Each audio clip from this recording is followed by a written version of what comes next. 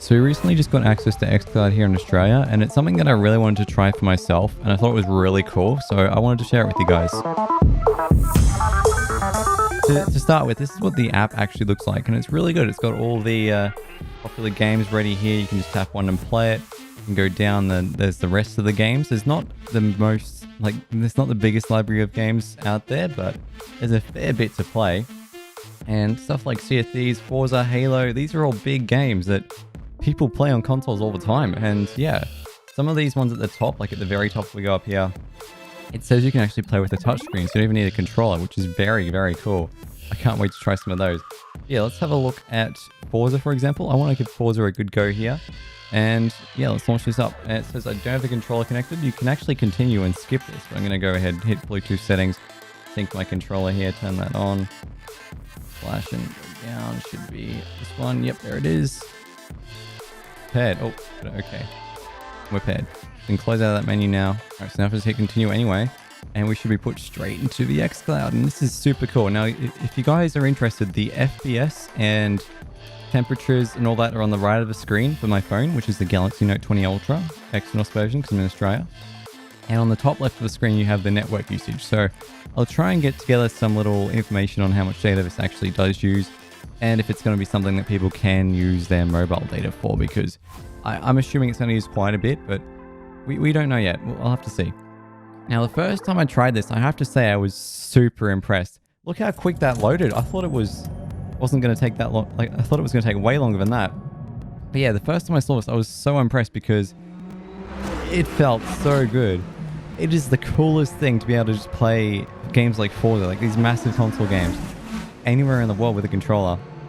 And I was so impressed because it actually seemed smoother than it did on my console. Like, I streamed my Xbox to my phone the other day, and I didn't find it to be very playable. It was pretty delayed, it was laggy, stuff like that. And then when I tried this, I was like, oh my god, why is this so much better? But yeah, so stuff like syncing data. Now that should be super quick because we are connected to an Xbox, or what I believe is an Xbox in a data center by Microsoft. So it's like straight, like right next to where they keep all the save data and stuff. So we have super fast internet in that place there. And speaking of internet, here I have I'm not on NBN, I'm on fiber, which is a different kind of thing. So it's not NBN at all. It's a different fiber company. You can see more about it in the video at the top right now, which should be in the little end card.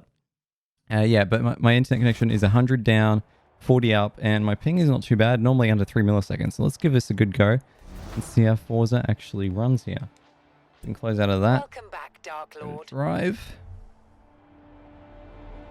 And yeah, this is so cool to be able to just play this anywhere. And I do believe it does work on PC as well, but you have to do the special method I found to install the app yourself if you want to do that. So let's give this a go. I should spawn in the Lego land. Yes, I have. All right, so accelerate. And yeah, this is like absolutely playable. Now, I'm not looking straight at my screen here, which is why I can't really tell what's going on. But yeah, like, I'll try and show you guys. We get into first person view. Oh, that's the wrong button. Which one is it? This one. Here we go. So if we look, this is a good demo. If we tap this, you should be able to see when it actually changes.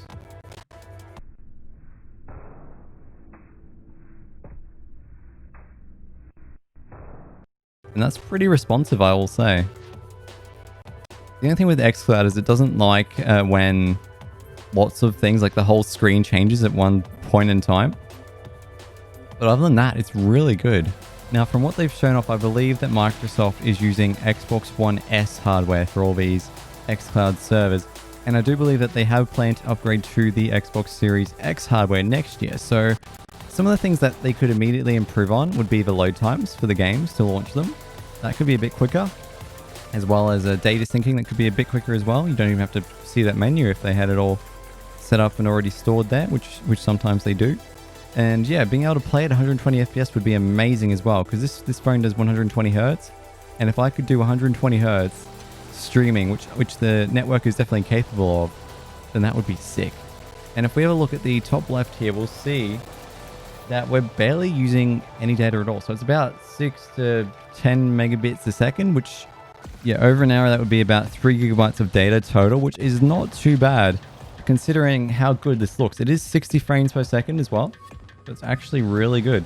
Now, another problem I've found that this does have is that the audio is very glitchy, like it cuts out sometimes, and that's something that they can for sure fix. I know they can, because it used to be a problem on the Xbox consoles as well when you would stream those, so they just got to fix that up.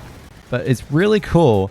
Like, if we open up the guide menu here, we can actually join a party, start a party, and use voice chat. So if you had like a headset hooked up, or even earphones, like a Bluetooth earbuds or whatever, you could just hook those up and join a party, start a party, and actually have a proper game with friends here. And the good thing is as well, but a lot of these games are crossplay, so it's super cool to be able to do that. Yeah, something that I should note is that vibration and holding down the Xbox button doesn't actually do anything. Well, it will turn off my controller if I do it, so I'm not going to do it. Now let's try something like Sea of Thieves. Now this is a first-person game, so it's going to be a bit of a different experience here. So let's see how long it takes to load, and let's see how it feels, most importantly. Because how this feels to play is going to really decide whether cloud gaming is the future or not. Really. So yeah, I don't know how long this takes to load. I think it's about a minute or so, which is a bit annoying. But I imagine if you're playing these kinds of games on your phone, then you have a lot of time. Like you're wanting to put in an hour or two of gameplay, rather than the fact that you're just sitting in a coffee shop or something trying to fill up time. I think what Microsoft wants people to do is be able to play this game in public with the touchscreen controls or even an Xbox controller clipped to your phone. They just want it to be like the Switch pretty much. And now the thing with that is they need to improve a lot of stuff if that's what they want people to do. So the load times, they're pretty good. They're manageable, but they could be quicker for sure. I imagine if they get the Xbox Series X consoles hooked up to the cloud, then they can have the SSDs to load super quick. But along with that, yeah, the controller syncing is a bit of a pain. If you use your controller on your Xbox as well, it will be synced to that. So every time you want to play on your phone, you got to set up the Bluetooth again. What else?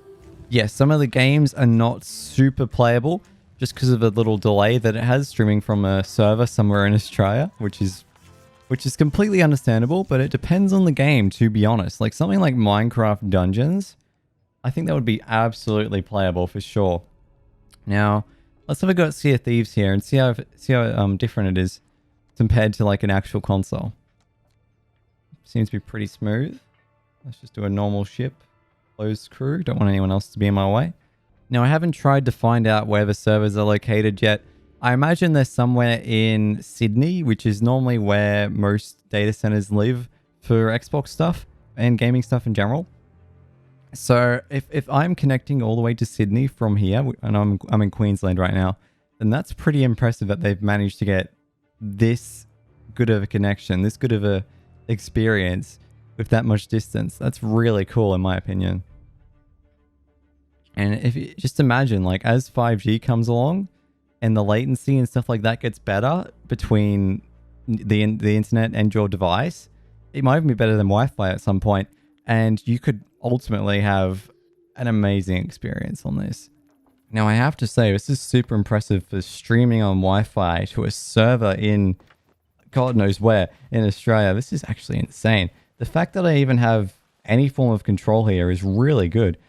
This is absolutely going to be something that's playable. Now, this is super impressive, I've found.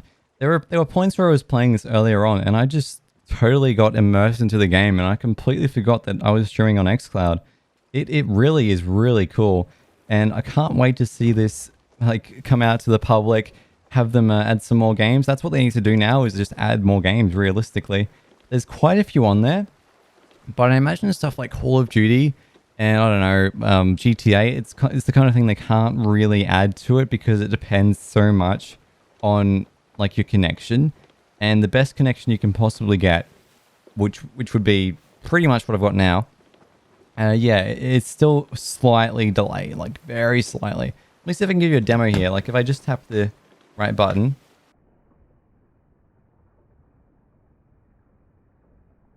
It's not that bad,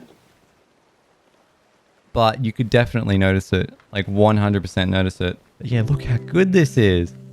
This feels like I'm just playing a mobile game now. This is actually awesome. I might actually end up using this to play some Minecraft Dungeons on the go.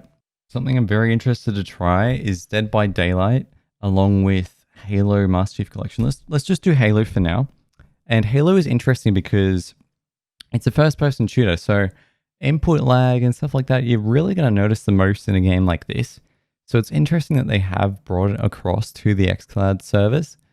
Now, if they can do Halo, then what, like honestly, what could be stopping them from bringing over Call of Duty then?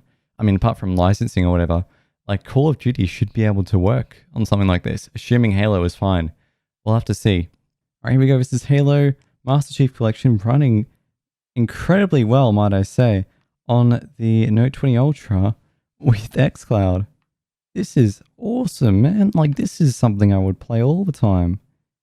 Just imagine you're like sitting in a bed in a hotel or something, and you just pull out your phone, pull out your Xbox controller, and you've got this game with you. All your saves, all your achievements, your account. You can even join a party and chat with friends at the same time, or use Discord if you wanted to, because you are on a phone after all. So there we go, that's xCloud in Australia. And I'm so happy that we finally got it here, because all other parts of the world pretty much have it by now, and Australia was just here sitting and missing out on everything. So hopefully Google Stadia, Nvidia GeForce Now, and all those other streaming platforms will make their way over here too. I think Microsoft's just trying to pave the way for the future, and Australia is ready for it, I think, in terms of internet. But yeah, that's going to be the end of this video. Thank you so much for watching. Please like and subscribe. Maybe join my Discord. And yeah, I hope to see you guys in the next video. Goodbye.